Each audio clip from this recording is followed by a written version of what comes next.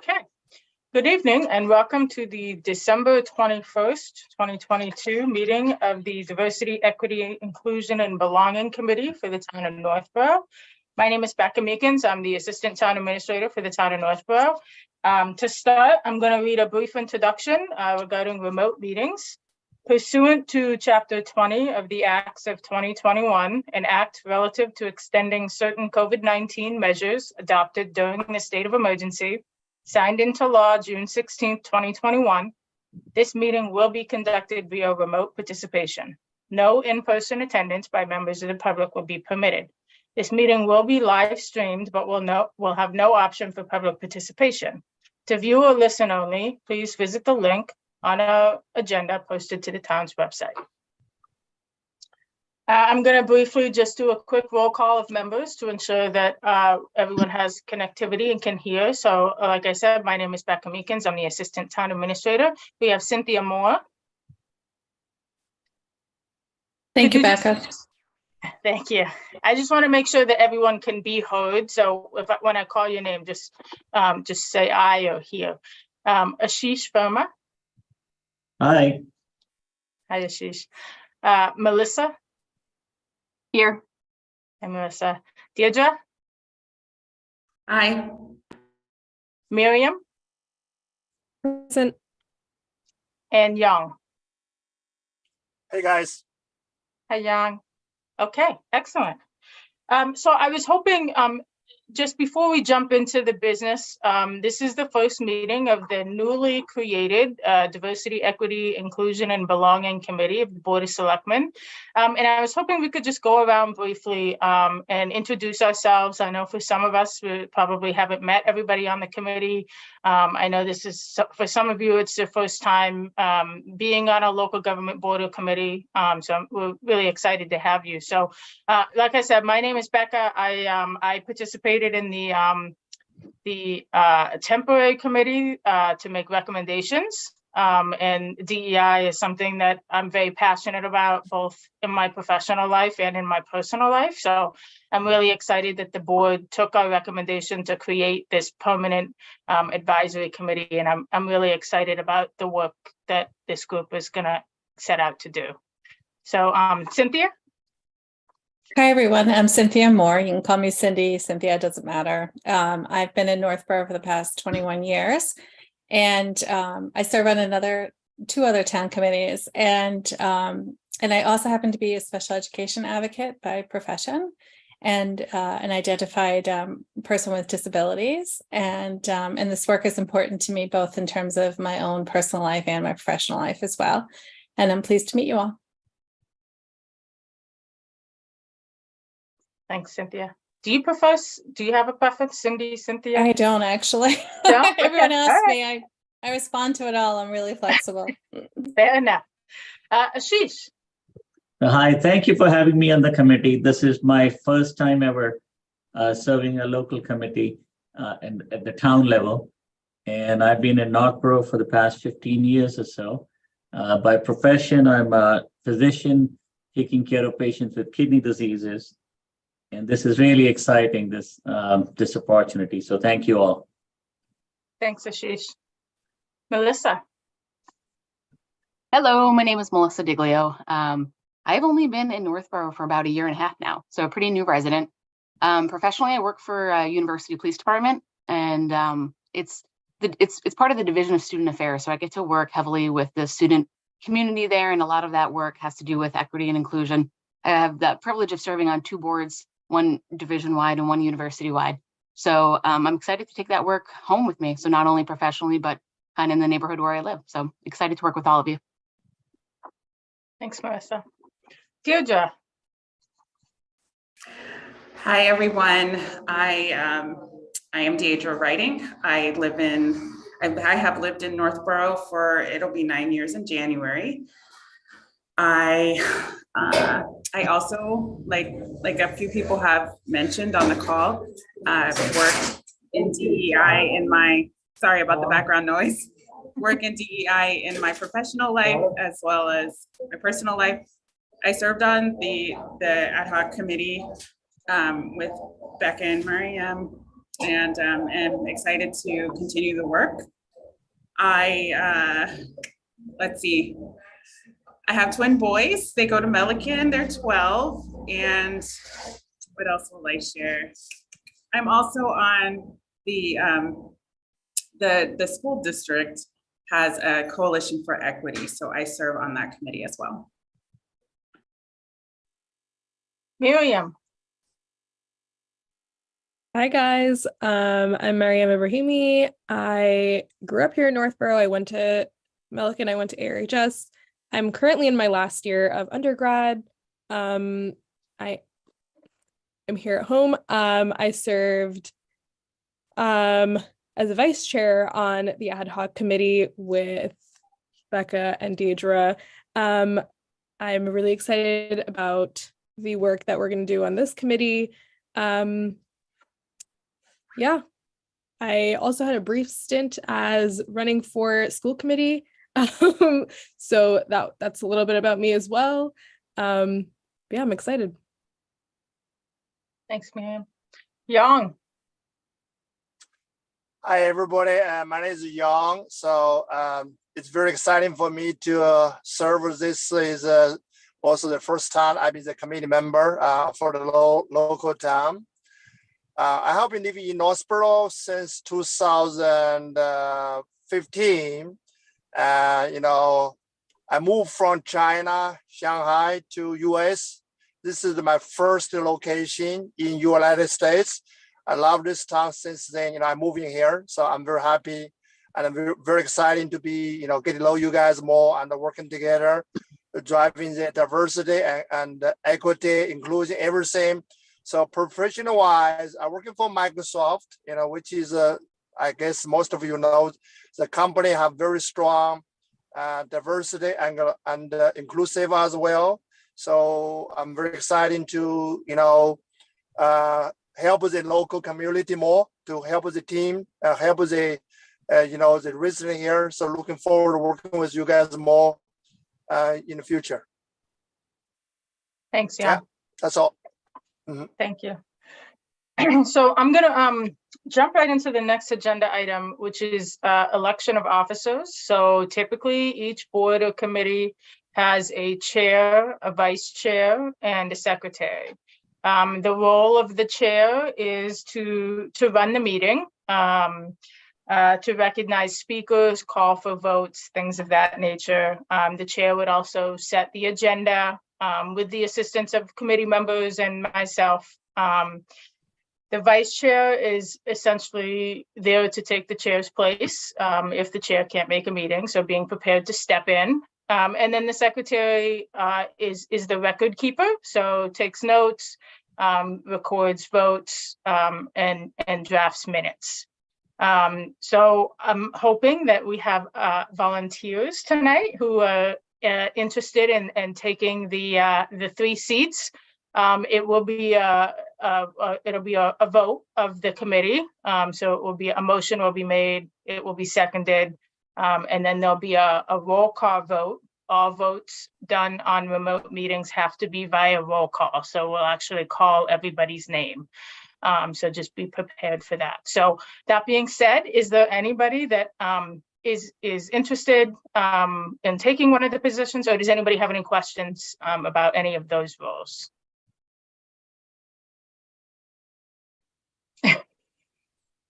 No.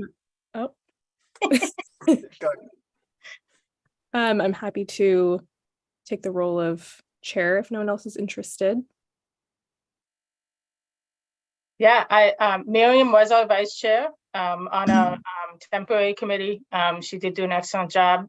She did stand in for our chair on several occasions. So I will make a motion to appoint Miriam as the chair of the DEIB committee.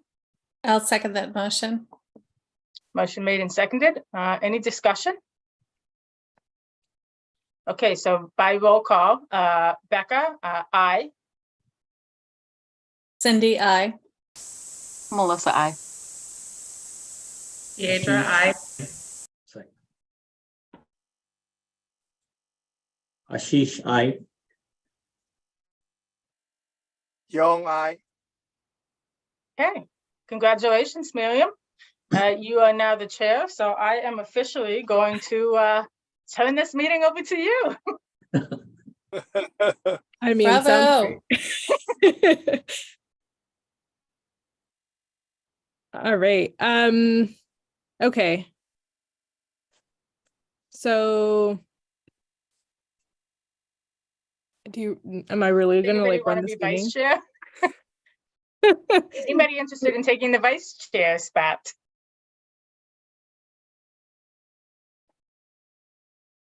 I No. guess someone has to stand up, so I'll volunteer. Ashish. Okay. So I'll make a motion that we appoint Ashish as the vice chair of the DEIB committee. I'll second the motion. Okay, Miriam, I. Becca, aye. Melissa, I. Cindy, I. Young I. Deidre, I. Ashish, I. Right, congratulations. Thank you. We have our vice chair. And then is anybody interested in being secretary?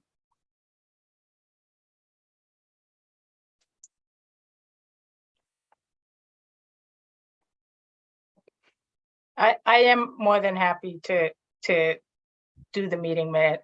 The meeting minutes honestly are the heaviest lift in terms of just administrative work. So I'm more than willing to do the meeting minutes. I did draft the meeting minutes for the temporary committee for the committee's review. So I understood if folks don't want to do that, I'm happy to do it. Thank you. Thank you, Becca. Sure. All right, I'll Okay. second that motion. Or I'll, make a motion. I'll second it. There you go. I, says Cindy. Can't even say my own name. I, says Cindy. Miriam, Melissa, I. Sorry, Miriam, I. Young I. Deidre, I. Ashish, I.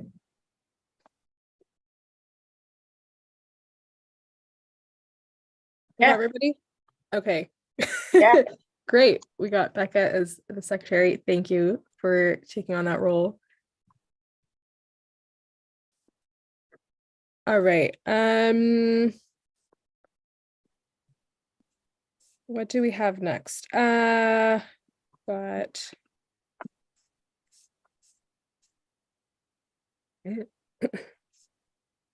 okay, so do we want to go through you talked a little bit about open meeting law, or no, you talked about how we can have this live. Yeah, Uh, Miriam, do you want me to, I yeah. set the agenda for tonight just because we hadn't been able to meet yet. So I put together the items and I do have a couple of things I just want to cover with the group. Is that okay with you? By all means, go ahead. Okay. All right.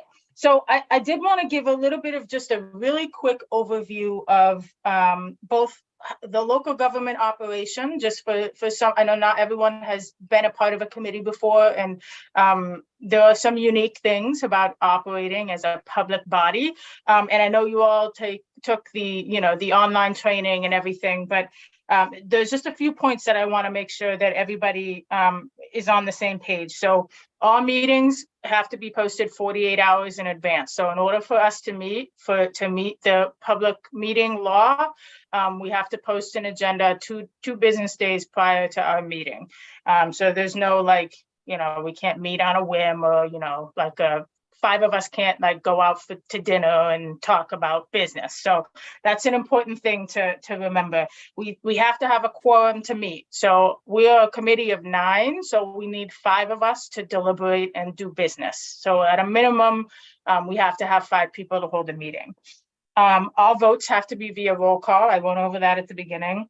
And just no communication with a quorum outside of a meeting. And where people typically get tripped up on this is email. Email is a communication form, and I know sometimes people get comfortable sending emails back and forth. It's really important that if we're emailing as a group, we're only doing it to set a meeting schedule. Any deliberation about DEI matters have to happen in public and as a board. So just keep that in mind. There's a lot of email chains. I send a lot of emails. It's mostly just me trying to give you information. It's not really intended to be a communication process. All of our deliberation and discussion happens in the meeting. So just keep that in mind. You can always call me one-on-one if you have questions, that's fine. But just keep that in the back of your mind as we move through this process. The second thing is just really quick, brief, I'm going to try to do a 30-second local government refresher. So I'm going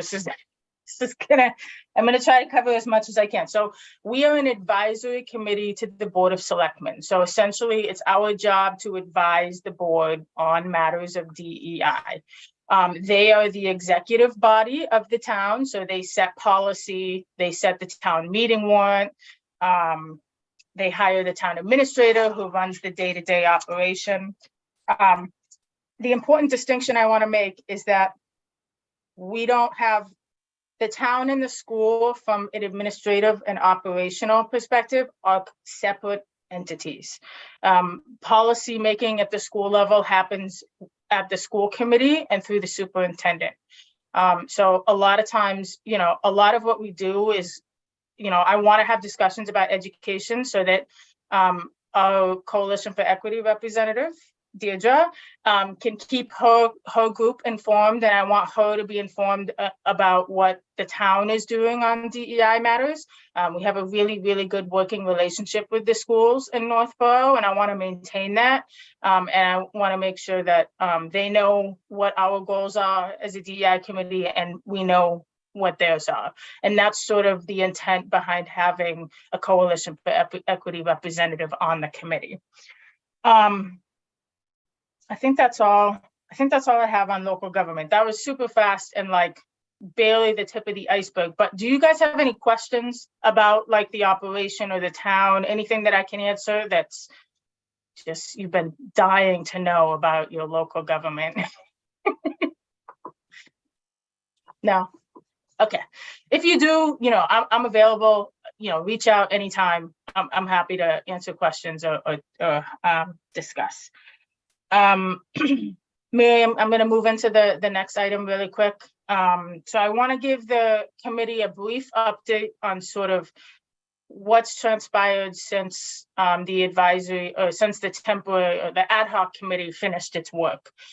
So as you all know, we made recommendations to the Board of Selectmen. The first of which was to create a permanent committee, and they did take action and do that, which is why we're all here. Included in that list were lots of other things that the temporary committee would like for the town to pursue, largely, with the intent that it would be pursued through this permanent committee.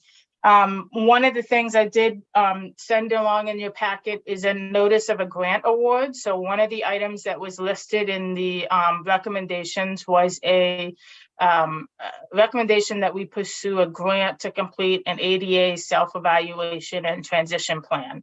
It's an important plan to ensure that the town meets the requirements under Title II of the ADA.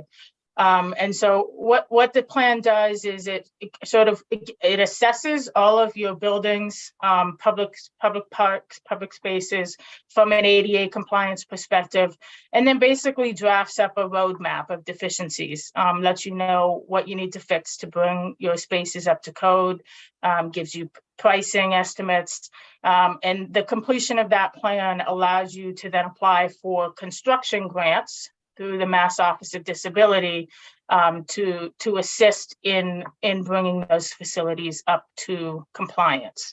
So we did receive that grant. We just received that notice a couple of weeks ago. We are currently speaking with potential vendors to come in and do the work. I did send you one proposal from a vendor. They do appear to be the front runner right now. And so we expect that that work will get underway likely at the beginning of the new year. It's my hope that this committee can be, involved in that process. I would like this committee to have the opportunity to review the draft report. I think that there's certainly space in that process for us to give input. And so I just want to let you all know that and make sure you know that it will probably be on an upcoming agenda in the new year to discuss that in a little more depth. Does anybody have any questions about that? I have a question. So the proposal that we received from the one vendor, right? So how many other vendors, is there an RFP that's out and we're waiting for people to respond to the RFP, or have we solicited multiple vendors or? Yeah, so we solicited quotes from multiple vendors. Some of them were not responsive. Some of them, we conducted reference checks as well. So the Institute for Human Design, I believe, is one of them. The Center for Living and Working, DAC, and I think those were the three. DAC has been the most responsive, and we've had the most positive reference feedback about them. And so, we would like to go with them. I was able to have a conversation with the representative from DAC after I saw your email, Cynthia, about the IT compliance. I'm very glad that you brought that up, because that is an important piece that we want to include in the ADA plan, is IT accessibility. And so they are going to include IT accessibility in their scope of work as well. They're going to be able to fit it under the grant umbrella, which is great. Great. And then the only other question I have when I read their proposal was, I was wondering, I noticed that the one thing that they didn't include were our public works spaces. So like, when you go and you get like sand or whatever, like. Oh, the highway garage. Yeah, the highway garage people, right? And I'm sure there's other things I don't use in the town, but I was like, that was the one thing that popped into my head was the highway garage. The only thing I can think is it's because it's not a publicly accessible building. Like members of the public don't use the highway garage, so we wouldn't, it's only used by staff. And the process of compliance for staff would be through an internal ADA request for accommodation, which we get all the time. But I don't know for sure, but I'm gonna guess that that's why the highway garage wasn't included. Okay, and then I had one more thought was, I know there's I saw the McAfee, whichever direction it is, the McAfee playground, and then the other playground, right? The Assabet playground. Yep. Favorite playgrounds in the whole town, right? But the other playground I thought about was the one at the town hall. The playground that right behind the town hall. The little one off the parking lot, whatever that's called. Yeah, it's not a town-owned playground. Really? Yeah. I didn't know that. I don't know if it's owned by it might be owned by the housing authority. But that's not a playground that the town maintains, which is odd because it's a stone's throw from town hall, but yeah. but yeah, no, that's not one of ours. Okay. All right. Those are the questions I had. And then so it's for Title II is physical buildings, so not like trails or stuff like that, like just physical buildings. No, we did include, just physical buildings. We did include sidewalks. So there will be a review of accessible ramps throughout all of our sidewalks that we have in town to ensure that they're all wheelchair accessible. So that'll be included as part of the scope as well. But not trails or like open spaces, right? No. Okay. I just wanted to make sure I had the right scope in mind. Thank you. Yeah. Hey, Becca, this is Yong. Just out of my curiosity here, because this is the first time joining this public service here. So like when I look at the DSA quotation, I think offers them with the total cost for the proposal here, normally do they including the manpower, like how many hours they are going to spend on those evaluation? Just want to have idea like how those number come from. Yeah, I know. I don't know exactly how many hours they're planning to spend on site. Is that what you're asking, Young? Like with the That's time? right. Yes. I do know, I did ask, so I worked on this with Scott Charpentier, who's the DPW director, and Sean Thompson, who's our facilities manager. They worked with me on this proposal. So I do know that Sean spoke with the representatives from DAC. They will be on site. Like this isn't, they're not gonna try to do this like remote, or like they're gonna come out, actually walk through the buildings, go to the grounds, see the sidewalks in person. That is, I wanted to make sure that they were gonna have actual boots on the ground, because that is important. Yes. And he did confirm that that is the case. And Okay. Beck, I had All one right. more thing I forgot, which was voting. So are they also going to look at the opportunities for voting and whether or not they're accessible? Like the school buildings, is that what you're referring to? Yeah, I mean, I know we Yeah. can go in and see Andy and vote there. Like if you've got some medical problem, you could do that, or you could go to your precinct, or, you know, then we have vote at Algonquin. So I just wondered if we're looking at voting as well. So because the voting happens in the school buildings, we didn't include the school buildings. I do think, I'm not sure that the schools may have an ADA transition plan already, and if not, if they don't have one already, then they've been talking about doing one. I can have a conversation with DAC to see if they're open to just going to the voting site, just to look at because I think the voting only happens like is it in the gym? Or do they do it I think they do it in the gym. So where I go, they do it in the gym. Yep. Yeah, So when I yeah. went to Milliken or Proctor or whatever, yep. And then Yeah. the town votes on the outside, right? Like outside at Algonquin. Yeah, so I mean, some like the early voting happens at town hall, so that'll be covered by the town hall. But I can let me have a conversation with DAC to see if they would. I would also need to speak with the schools to make sure that they are comfortable with us going into their buildings. And I don't, if they're already in process of pursuing a self-evaluation plan, or if they already have one, I don't want to like reinvent the wheel, or so, but I will certainly ask that question. That's a good question.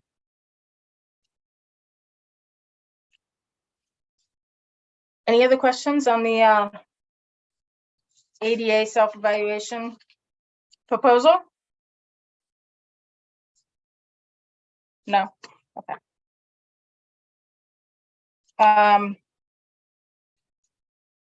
So the other two pieces of information I just wanted the committee to be aware of. So one of the things that was included in the original recommendations was a complete review of all the job descriptions in town to make sure that they meet up to compliance with respect to language. We did do a complete review of all job descriptions, classification of all positions. That was done last year.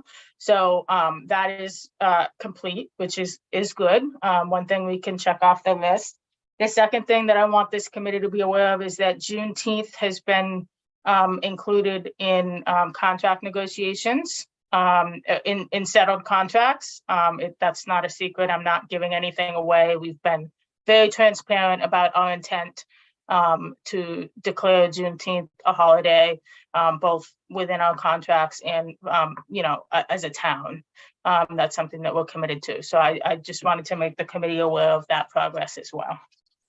And then the last thing, I'm almost done, Miriam, I'm almost done.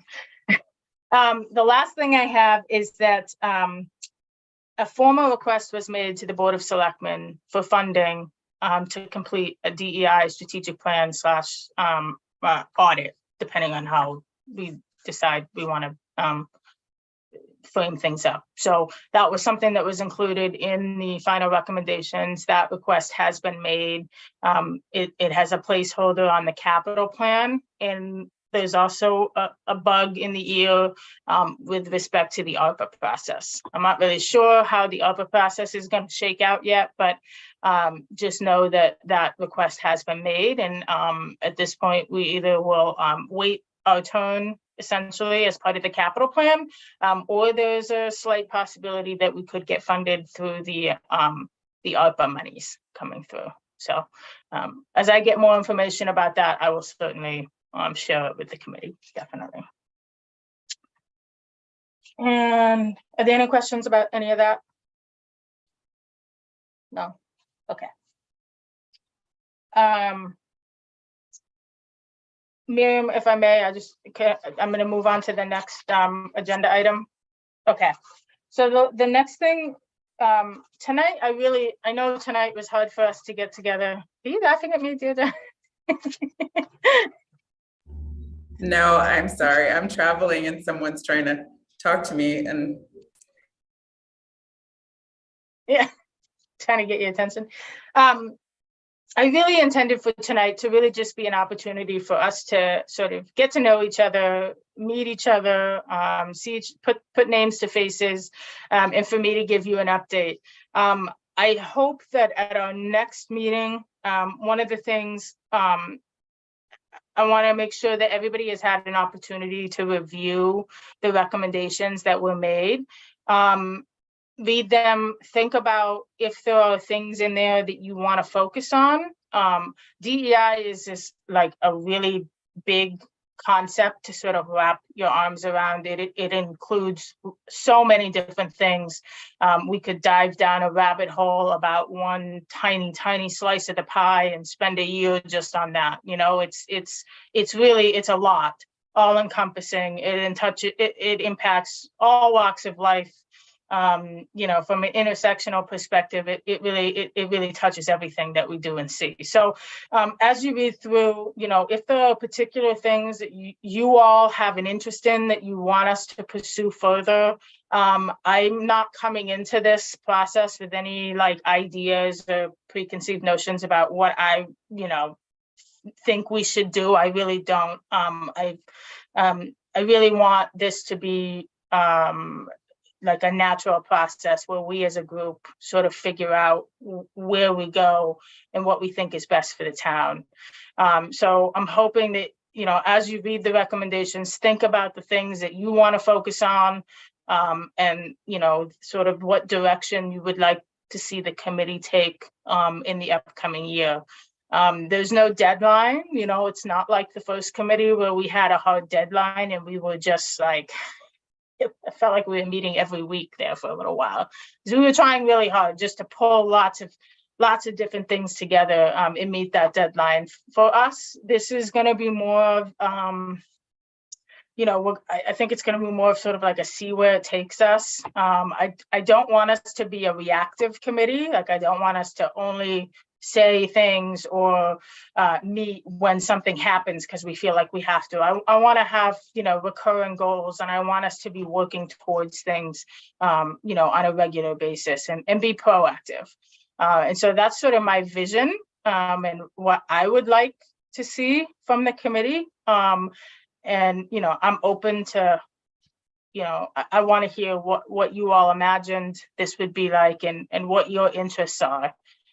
So I'm hoping, you know, maybe over the holidays, you can think about that a little bit more, and at our next meeting, come in with some ideas about, you know, what you'd like to see the committee take on next. And if that's part of the recommendations, if you want to look at them and say, I want to focus on this one thing, I want to figure out, you know, what does it take to change the recognition from Columbus Day to Indigenous Peoples Day? Like, what is that process? What does it take to go from Board of Selectmen to Select Board? You know, what's the legal process? What's the, you know, what's the voting process? What's the town meeting process? We can focus on those things if those are the things that you all think are important. And if there are other things that we just missed or didn't think of or have come up since the recommendations were made, I'm open to that too. I'm not, you know, we don't have to be married to the work that the prior committee did. I do want to keep it in the back of our minds as we move forward, because it was the like impetus of which the board decided to create the permanent committee. So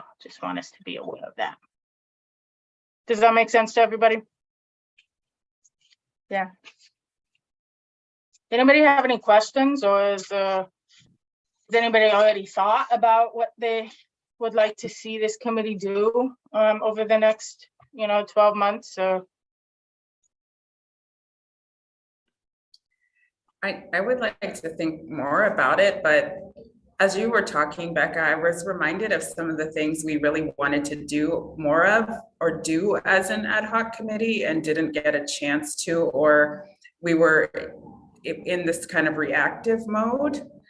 Some things that come to mind are putting out public statements and being able to do that quickly and having a process for that. I know we put out a couple, but they were always sort of like, well, who's going to write it? And we didn't have really a process or any kind of guidelines. The other thing was like town recognition of holidays and like how inclusive we're being. I know that was a really big discussion, and that we didn't have a calendar of holidays. And I know we have a Facebook page, and I think just the committee members had been posting. I know one of our committee members did a really good job pulling it together and doing regular posts, but I think those are at least some things that were kind of low hanging almost, that I'd love to see us continue and have a presence there.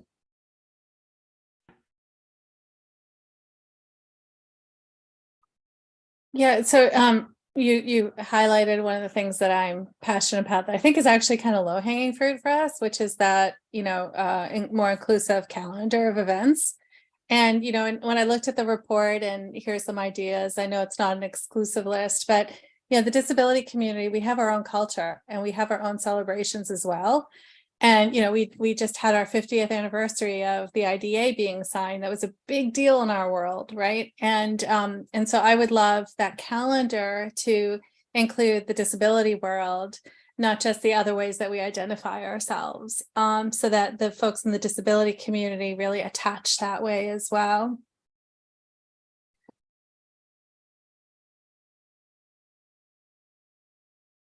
I think that kind of goes hand in hand with the public statements too, right? Because it feels kind of empty if you just say like, we're in support of something or we're against something, but you don't actually celebrate that same thing. Yeah.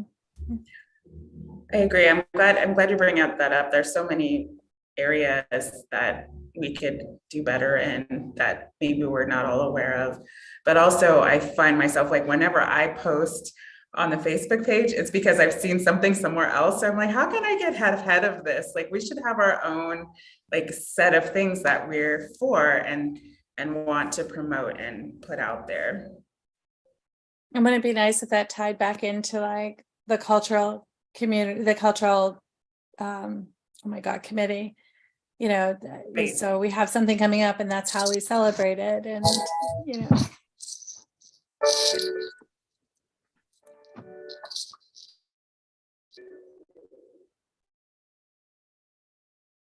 one of the cool things that actually I know that if you're not aware, last year the town for the first time put up a menorah. That was the work of the temporary DEI committee with community members who are certainly involved in that.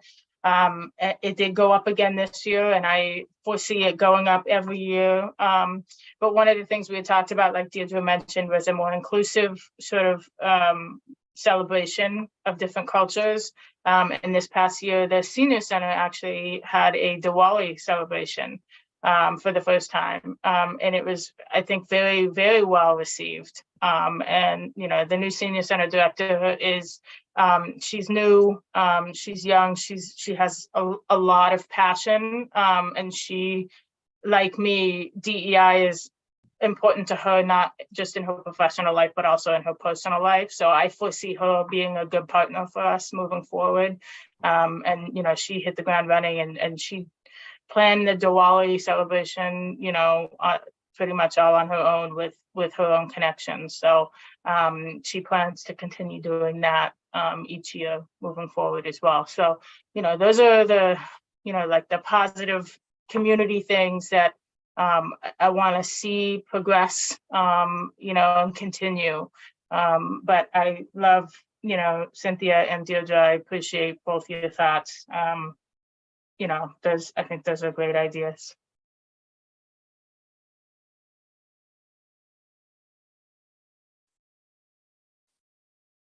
Anybody else? No?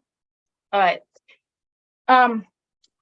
So that's fine. Just think about it, over the holiday, think about it. Think about, if there are projects or, ideas that you have, come to the next meeting prepared to talk about them. The last thing I have is a meeting schedule. So I would like to propose some possible dates. I'm hoping that people have their calendars out. I think the interview committee expressed to folks that this would likely be a monthly commitment. Is that, yeah, okay.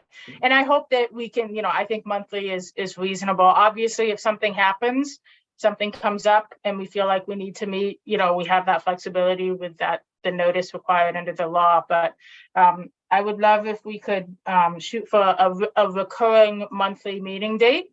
Right now, the challenge for us is scheduling the Zoom licenses. So all the committees that are meeting remotely, there's like a handful of licenses. And so there's a lot of shuffling of dates and times. But right now, the days that work the best for the licensing tend to be Wednesdays or Thursdays in the evening, of course. And it's looking like maybe the third or fourth Wednesday or Thursday in the month we could probably make work. So does anybody have any objections? I think the or- scholarship committee meets the fourth Wednesday of the month. Okay, fourth Wednesday. But I'm pretty sure I'm remembering that right. But I would love it if we were able to make the third Wednesday of the month available. Yeah, I was going to say I would vote for Wednesdays also because the school committee that I mentioned earlier, the coalition, they meet on Thursdays. But I think we meet a bit earlier than this, so it could work if Wednesdays don't work, but I prefer Wednesdays. So, Yeah, I'm okay on Wednesday too. Just a quick question here. Baker, are we going to continue to have this like a Zoom meeting or maybe like I'm not sure, like every few months we have like on-site or in-person meeting, kind of get to know each other better? Yeah, so we right now we're meeting Zoom. We can meet in person like that. We're the restrictions have been lifted. It's really been left up to the individual committees whether or not they want to continue meeting remotely or if they want to meet in person. Right now, the law is set to expire in April, the end of March, the tail end of March, beginning of April. So there is a chance that we will lose our ability to meet remotely beginning in April. There's a lot of talk, at the legislative level that it looks like there's a lot of public pressure to continue the ability for remote meetings for a number of reasons that I'm sure all of you are aware of. Accessibility being the most important one. Whether or not that happens, I'll keep the committee up to date, but just know there is a slight possibility that beginning in April, we will have to meet in person. So just be prepared for that. If that does happen, we'll meet at town hall and we can sort of revisit the meeting schedule if that does happen, if there are, other conflicts that people have that would prevent them from being able to actually get to town hall. So we'll cross that bridge when we get there, but hopefully we don't ever have to cross that bridge, but we'll see. And Becca, I just checked and it's actually the third week that the scholarship committee is meeting. So if we did the fourth week of Wednesday, then that we wouldn't conflict with them. Sorry, I got that backwards in my head. That's okay. So you're saying the fourth Wednesday is what you would prefer? Okay. Does anybody have any, is that Ashish with, Melissa, I think you wanted to say something? No, my answer, my question was answered. I was just gonna say, if we did meet in person, before or after April, is there space in town hall that has IT capabilities to do hybrid? But I think the answer to that is no, it's not an option. It's either all in person or all Zoom. yeah, it's not an option yet. Hopefully it will be an option. That's something that the Board of Selectmen is if we do have to go back in person, that's something that is important to them, is being able to retain that hybrid ability. But you know, whether or not that's just hybrid for participants, not for board members, that's a policy decision for the Board of Selectmen to make. And I anticipate that if push comes to shove and, you know, the legislature doesn't continue the ability to meet remotely, they will have to have those discussions. So, you know, I'll keep you guys up to date as we learn more, if we get there. And sorry, if there was any possibility for meeting on any Thursday in the month instead of Wednesdays, because I have 2 Wednesdays where I do charity clinics in Worcester in the evening around that time. And then 2 other Wednesdays I do late offices in Westboro. So that's the only Wednesday I am free is the 5th Wednesday, which is only every 4th month. Okay. Sorry. But you know your schedule. That's awesome.